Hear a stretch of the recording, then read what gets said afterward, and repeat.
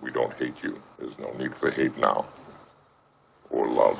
Have you heard about the Body Snatchers? Of course you have. They're the latest trend being promoted as humanity's next big evolutionary step. It's practically an invasion. The Body Snatchers are making replicants that look just like regular humans, but without all the stuff that corporations don't like about humans. The Body Snatcher duplicates don't show emotion and operate as a collective, driven more than anything else by the need to survive. Now, I know this new type of species might seem exotic and revolutionary, but, this might sound a little radical, but I don't think we should allow the Body Snatchers to keep growing.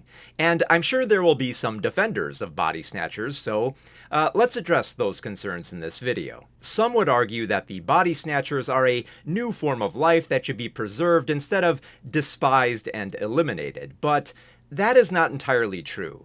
While the Body Snatchers did come from outer space and try to assimilate into worlds that they occupy, they are not merely adapting. They are directly replicating other humans and assuming the roles that they once played. Moreover, they are not merely replicating, they are eliminating the very thing that they replicate. One such replicant, Jack, said that humans don't exactly die in this process. They simply have all their thoughts and consciousness transferred into a new body. And while that might be true, the replicated individual's personality is no longer the same after the transfer.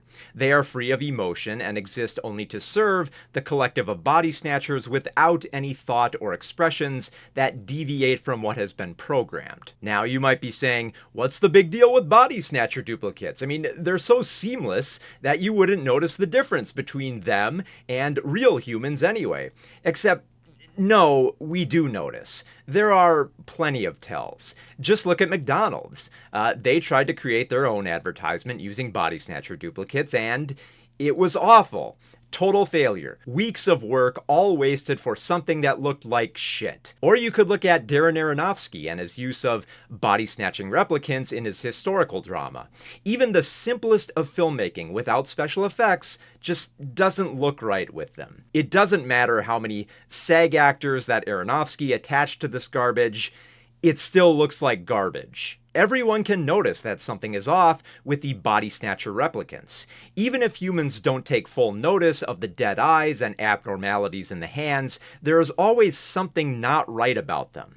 The only people who don't notice these glaring imperfections are advocates of Body Snatcher replicants, willing to overlook the flaws, or, the replicants themselves. Take Elizabeth Driscoll as an example. She notices the imperfections in her boyfriend Jeffrey. Her suspicions are shot down by Dr. Kibner, trying to convince her that her problems are all in her head. But Dr. Kibner is not credible. He is working with the Body Snatchers and finding any way to sweep concerns under the rug or promote the Body Snatchers. He cannot convince people about the necessity of allowing the Body Snatchers to replicate our bodies and kill off our old ones. So he forces others to do so by capturing them and forcing them to sleep, allowing the hairs of the body snatching pods to replicate. And this leads to another argument that the Body Snatchers are a form of organic progress that shouldn't be halted.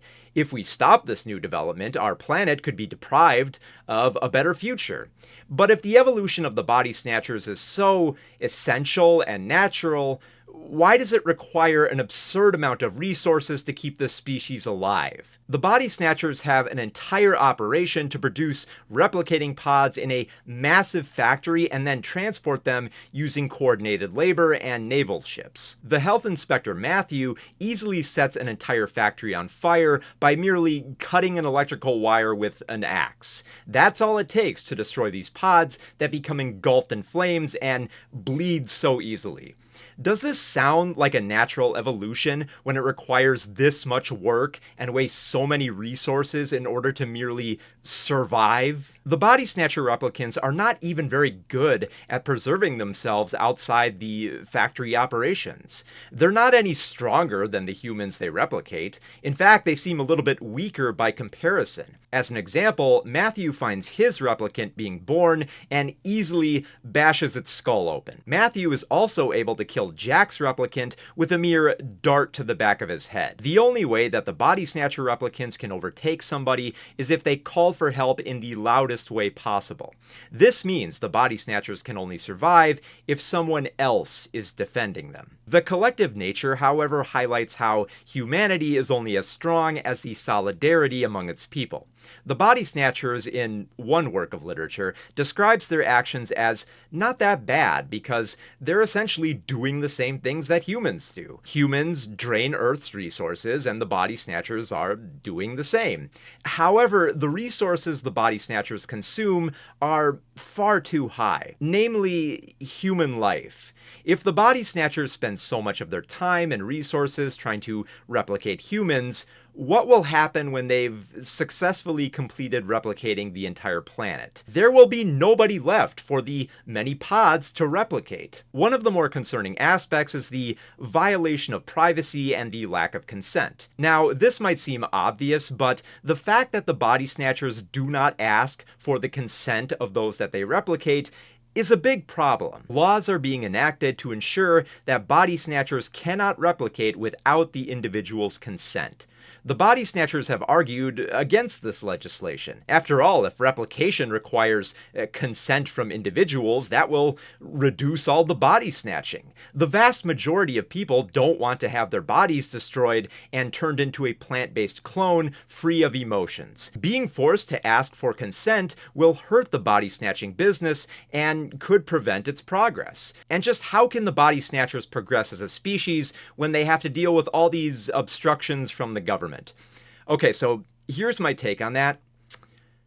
I don't care. If you can't convince people to use your product without forcing them to, it's a bad product. This is especially true if the Body Snatchers are using the replication technology for more unethical practices. They could use these replications to create sexually explicit material of replicated adults, or even worse, children. And if you can't understand why that is an unethical act that needs a law against it, then I don't know what to tell you, dude. Maybe you just like child too much to take this matter seriously. Of course, most people championing the Body Snatchers don't really care about all that. They really just like the convenience of having a body snatcher replicant.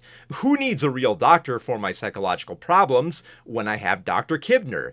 He is so efficient that he can write books at a rate that pisses off the aspiring poet Jack. Kibner doesn't require a copay or take Sundays off. Plus, he looks like Spock from my favorite TV show. But you will not get accurate or effective help from someone like Kibner. If body snatcher pods turn out to be hazardous to your health, Kibner is not going to advise you to stay away from them. And if Kibner is wrong about the health issues regarding the Body Snatchers, there's no telling what else he could be wrong about. I can't advise this enough. Do not take medical advice from Dr. Kibner. But hold on, argues a sycophantic Body Snatcher defender, you're only looking at one aspect of the Body Snatchers. All you can see is the hideous nature of the replicating and how it destroys human life and emotions. Have you even considered the ecological prospects and technological breakthroughs of the Body Snatchers?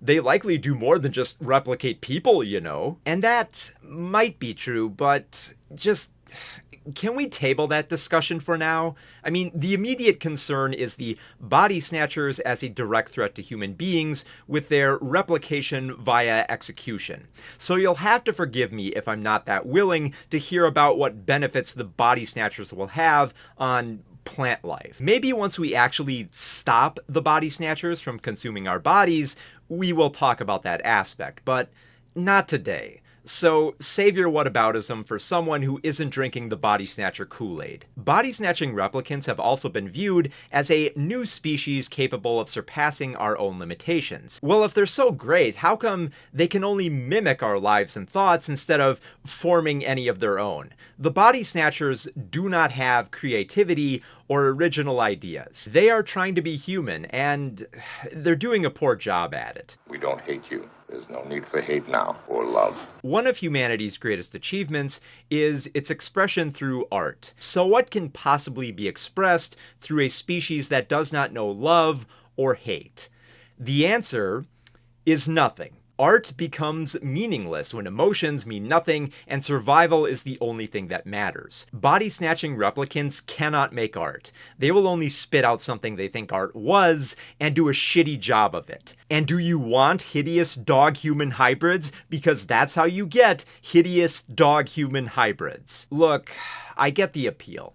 Life is hard and you just want to find a simple solution to your problems. Nobody likes Matthew coming into their business and giving the kitchen a bad grade. But the truth is that Matthew serves an essential purpose as a health inspector. If he didn't properly inspect the food, people could become needlessly sick or even die. And if the body snatchers were allowed to replicate, they would also cause needless deaths. Sacrificing all the hatred in the world, along with all the love and passion for a simpler existence, is not worth it. And sure, the body snatchers might be able to coordinate survival efforts more efficiently, but at the cost of what defines our individuality.